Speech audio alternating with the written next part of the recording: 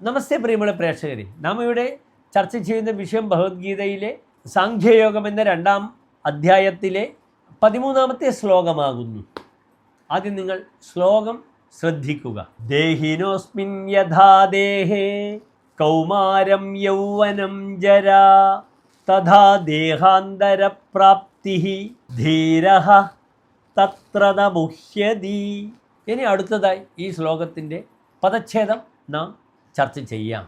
ദേഹിനഃ അസ്മിൻ യഥാ ദേഹേ കൗമാരം യൗവനം ജരാ തഥാ ദേഹാന്തരപ്രാപ്തി ധീരഃ തത്ര ന മുഹ്യതി. ഇനി ഈ ശ്ലോകത്തിൻ്റെ അന്വയം നിങ്ങൾ ശ്രദ്ധിക്കുക. ദേഹിനഃ അസ്മിൻ ദേഹേ യഥാ കൗമാരം യൗവനം ജരാ തഥാ ദേഹാന്തരപ്രാപ്തി തത്ര ധീരഃ ന മുഹ്യതി. അടുത്തതായി നാം ചർച്ച ചെയ്യുന്നു ഈ ശ്ലോകത്തിൻ്റെ സാരം.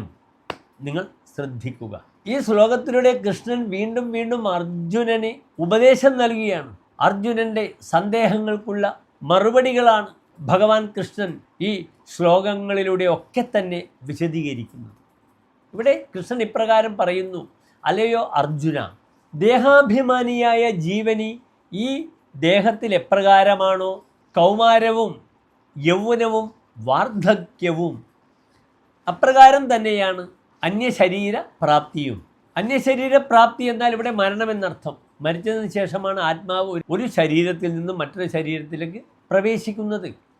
അതിനാൽ വിവേകിയായ മനുഷ്യൻ അതിൽ ഒരിക്കലും പരിഭ്രമിക്കുകയില്ല. അത് അദ്ദേഹത്തിൻ്റെ വിഷയമല്ല. ആ വിഷയത്തിൽ അദ്ദേഹത്തിന് മോഹത്തിൻ്റെ ആവശ്യം ഇല്ല എന്നതാകുന്നു കൃഷ്ണൻ അർജുനന് ഈ ശ്ലോകത്തിലൂടെ നൽകുന്ന സന്ദേശം, ഉപദേശം. നമസ്തേ.